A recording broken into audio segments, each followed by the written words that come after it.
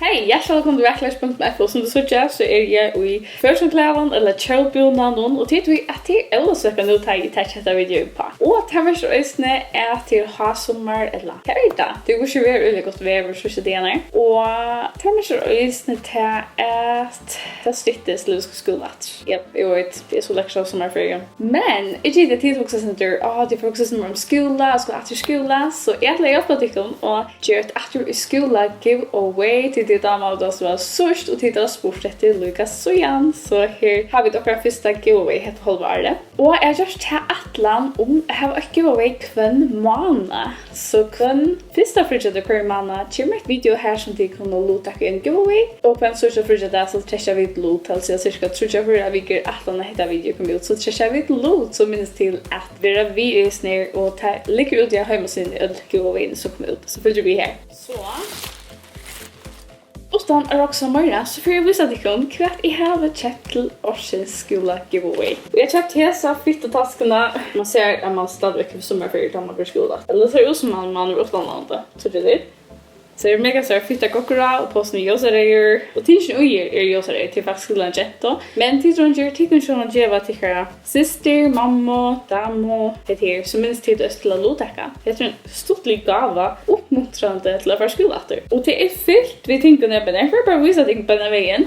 Det första är en patche av highlightarar, här är en blåbär och en Ljósareyð och så är det också en vid ælaboðafarvur. Det är från Tiger. Sen har vi två också stortlig Viskileður. Hektir till att köra och två blyantar. Detta är en Maður som har mustasch och hatt och heter en kona som är slöjfå och mun och eier. Det är rätt cool. Och här ser vi faktiskt köpt en Mexiko sörsta så tillfället som är Mexiko i sin giveaway nu. Hetta er sådant nästa som urheben här och hetta är faktiskt ett blomster. Att han urheben är ständer att här är sån huskseðlar, minnisseðlar, här highlightara, minnisseðlum, en hektari och hektir och klister. Att det urheben är så det är faktiskt en röda fitt mini-utgave vid ödlun hentlaukun ui. Sen har vi också en Pennalarhúsi. Att Ljósareyð heter nog så rumligt så det är dåligt. Och faktiskt också en sån hemmiligur koddi så det kunde vara som det som trött. Mega squishy ingui.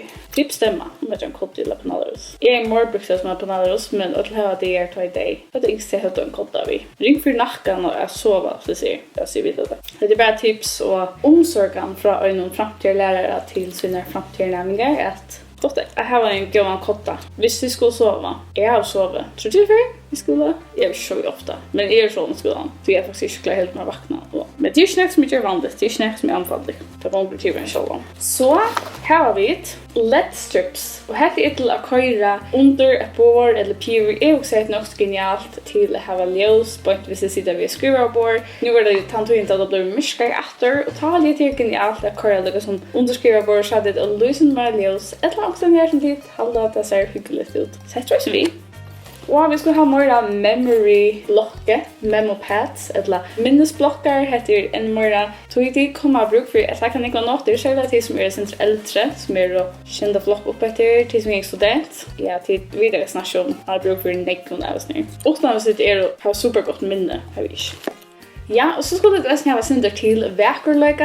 Här är Tvär fittar neglafílir, här faktiskt en neglafíl och en unicorn neglafíl och en Einhyrningsneglafíl. Och det ska se om det är synder till VAKURLEIKI.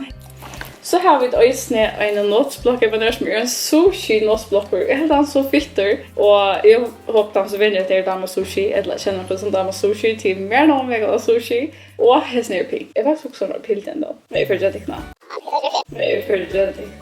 Mega fittar, han har bara så upplar linjer. Jag skriver gott att ta noter i. Ganska inte gott att överskrift hvis det är sånt inkre. Men det är roligt gott att ta noter i. Det är aldrig något så viktigt att hemma för skola. Att man har notesböcker och ting som är stortlig och fitt och festlig. Så är man timer att ta noter. Så är man timer hit skoladaskarna. Så är man timer för skola. Och är alltid att sådana stortliga ting i skoladaskarna ger oss imon och lite humör upp till det när han är väckre i dagpost och folk kan vara grå och lära nu grå och allt det är förfärligt. Så för att hitta det här och så är det bara mega glad. Det är så att sushi vid smileys. Så är det en Notesbók här. Hetta är bara en vanlig Notesbók. Hon är så med linjerna. Jag räknar också bara brukas till att notera och jag har bara fitt och så är det pen. För Tiger. Och jag tror det är gott hvis man kanske hör ett annat fag. Og I er bare så har vi sånn kjekt unicorn eller Einhyrnings Klisturmerki, og det er så fikt. Mega fikt, så det er så fikt. Så har vi som våra Klisturmerki, her det sånn Djóra Klisturmerki, og jeg halder bara til skek å ha Klisturmerki. At man skal ha også ha det stortlig vi. Så man tar man gong student, og liksom fagene blir seriøst, og alt blir mer seriøst, så skal man også då ha det stortlig. Så det sånn Disney Klisturmerki, Mickey Mouse og Minnie. Det er som det som dama Disney-filmer og Disney-sanger. Hvis det fyllt vi Instagram og akkurat sending Gita sanger til meg og skjøstminne, så kjenner de vel til at jeg også som min dama ordet vel Disney og Disney-sanger og Disney-filmer. Og hvis det er Disney-fans og dama Disney, så vi merker under at det er dama Disney til godt å vite at det ikke bare er som 20 år gammel og dama Disney. Så har vi det som viktig til det at man går skola, så er det ikke bare nok å ha loter, vi må også ha trygt. Nemlig at Ljósareyð endurskinn og her sjálfbrødra til det var skål til at ja, sjálft om det ikke er sjål og sjálft om det blir myskart tvier, så kan man være en solstråle. Det er cheesy, men det kan vi ikke. Men jeg har litt veldig cool. Det er faktisk et endurskinn som Ljósareyð og her sjálfbrødra. Man ser ikke det vel, men det er mega cool. Og det er viktig at det blir myskart tvier at man hever en skinn. Og det kan så lykke godt å ha av jakkan og det er nok cool å ha Ljósareyð. Men skal se ut som man har Ljósareyð jakka eller akkurat blidrukken jakka, så er det cool å ha Ljósareyð endurskinn av. Eller som man svarstan, så kan det pinta om. Det er så tøtt. Og et annet som jeg har her. Her en lineal. Den er genial. Og så har vi dessne forskjellige trykkanter som jeg har ikke brukt for ofta. Jeg minns ikke om jeg har brukt det. Jeg har brukt det om det til at man tegner omkring midtpunktslinjer, men det er ikke noe som jeg har brukt super ofta, men jeg kan skal tilbruke det. Og det er kanskje et annet som alltid fyller vi time and shaper ting til skolating. Så har vi også en vinkelmatte. Det er viktig at ha vi, og jeg gitt særlig hvis det er fra 4 flotje opp etter. Men det er bare for å bruke vinkelmatte til å godt ha vi. Og så har vi et øysen i høybøtner, en runda sirkel. Jeg har alltid et øysen i en vinkelmatte som er 330 grader, hvis jeg ikke har skøpt. Jeg er faktisk ikke sikker, men nei, det er ikke en vinkelmatte, ser det ut som. Men det er kanskje en sirkel som hever centimeter mal av, så kanskje de kan ommale loksvisning. Og så er det forskjellige stortlige sirkler som de kan tekne i, og jeg bruker som modell. Ofte tar de til råkning, så er det godt å ha nevtekna element eller generell tekning av råkningsstation, det som blir omrødt, det evne som omrødt. Og da har jeg sett til å gå, eller hvis det ikke er student, du skulle tekne noen mindre, eller hva det kan være, så helt det er det genialt. Eller så tar han en bullet journal, så kan du også bruke det. Og det er mega glædelig lyd, så test litt. Og så har vi et øyne tilfær til en bullet journal. Men det kan ikke være til en Notesbók. Det er alt mulig Klisturmerki som jeg hadde avhørt til gjørster, skjøttner. Jeg må skjøtte inn i skjøttner, for det er hjemme på.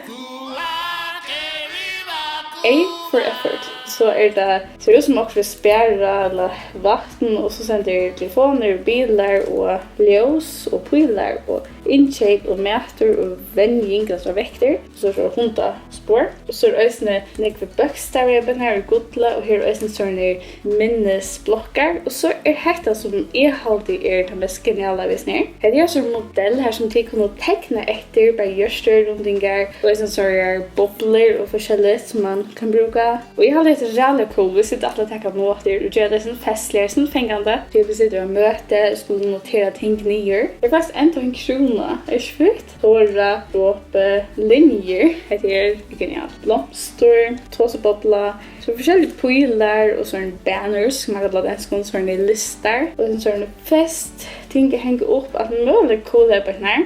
Det är genialt, det är som jag också själva checkat med, legemiddelen Notesböcker. Och det är också genialt hvis det är visuellt, till att man visuellt mäster, man lär bäst vid att sucha mynter. Och det är mest också, hvis man lär sig att det inte tecknar mynter, så kan du teckna det. Och jag kan själv att lära bättre. Man kan ha en nekrolärare, man kan också ha nekrovanlärare. Vi har haft bägge. Och I följer som sist ända så är arbetet min att lära. Och är man gör det som ska tillköra mer för att lära. Och man kan skylda på läraren, och man kan skylda på läraren. Och ja, läraren har stor avskan. Och ja, han hever, hos jag alltid, men inte alltid, nästan alltid skyldna. Hvis man verkligen omotiverad och hatar fag. Men det som jag hade viktigt är att man tar sin arbete själv, man gör det som ska till för att lära och inspirera sig själva. Och det som sucha det positiva färgen och ta för mig just det att teckna, hitta ett myndon, hittar videon på YouTube. Så jag blir bara skriva ämne in och så lesson eller vad det ska vara. Ty ofta har vi inte haft lärare som har gjort mer så väl. Så vid YouTube blir som vara min egen lärare, så den bästa läraren som jag har haft. Och ösne är själv har vi gjort mer så, tror det väl. Så det är tillrönt det. Hittar det brukar till och liksom ett teckna. Och det kan vara att det kan vara att det är helt annat. Att lusta, att tåsunda eller vad det kan vara. Och vi bara anpassar dig finna tickare bästa mat att lära på. Och därför är det så stor hjälp ett år. Och jag inte att de blir omotiverade och inte trymmar så väl. Och det här var tror jag det är. Och det är bara viktigt att man blir via pressa. Och ett annat som är viktigt är att man har familj eller vänner som säger kom du att klara det. Ta börjar så den så halvt jag att lägga upp någon sån kvinnmanna. Jag så ofta särskilt börjande. Jag minns att man var på så att kom du att klara det till då väl. Det är som donalig närmigur. Och här är såna lärare som satt det ända nu i år det gick till det skolan. Det var en donalig närmigur det kom nu tack samman. Rönsen på det kämpa möt bättre upp och lätt in och allt det där. Så att heter på det och därför fortäljer det sen sandlagen att du då väl och du är en donalig närmigur hvis man vill och ta checkväsne om allt det som hittar vi. Kan man ha det här? Det är det. Skum. Okej, det som jag är en mätärsta. Sean ska man ha en mätbacka vid och till att det är viktigaste. Och det kan också vara super uppmuntrande att ta reda när man inte är så motiverad över. Ha en läckra mätbacka. Eller köpa sig en läckra mätbacka om skolan löper till. Okej, och inne här så har vi faktiskt proppan vid försäljning ting.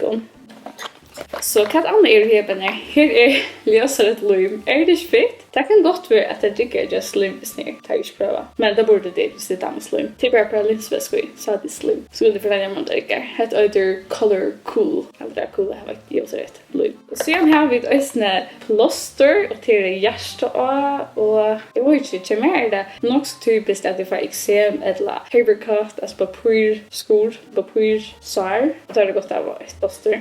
Och jag hittade oh my dear, det är superfett. Det är att Ljósareyð visar den här hjärsta. Oh my dear, det är fett.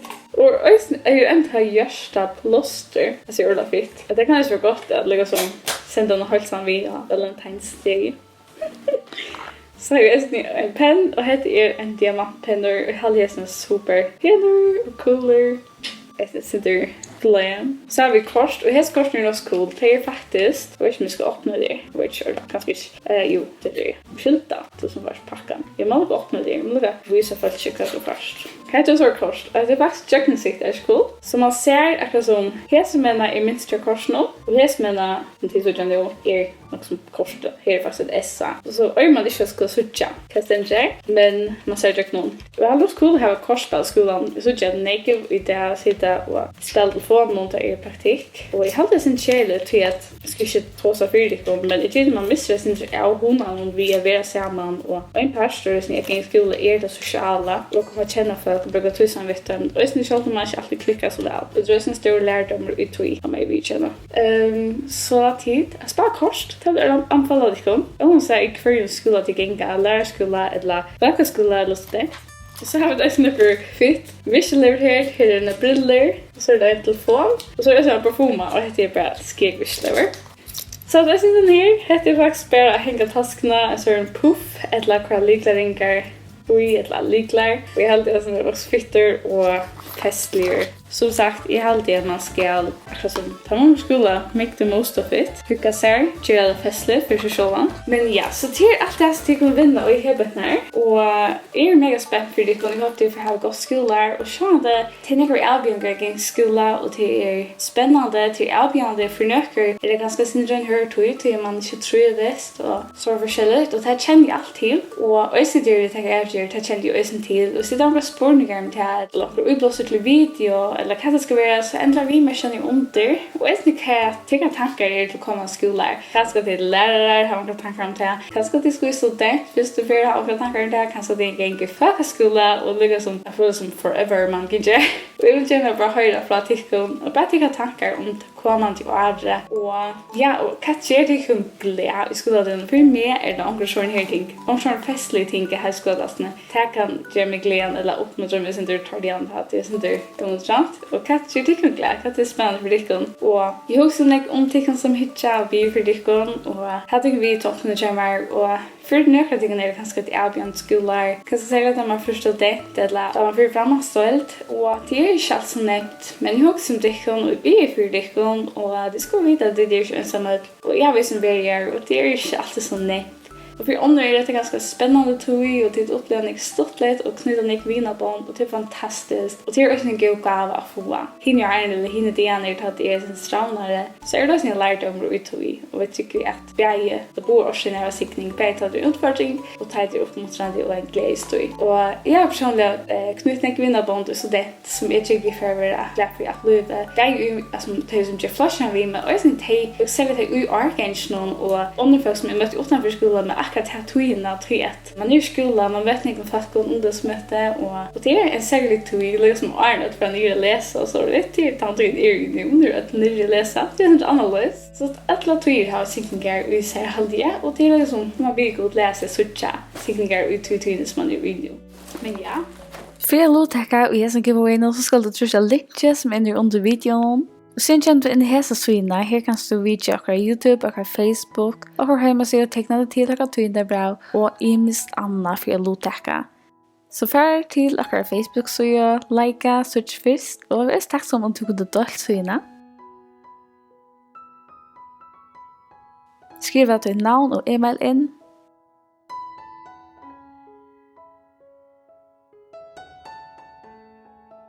Så får vi i kappingene.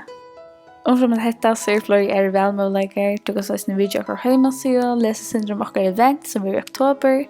Du kan teckna ditt laga Twitter-brev till ösen som en lodtöka.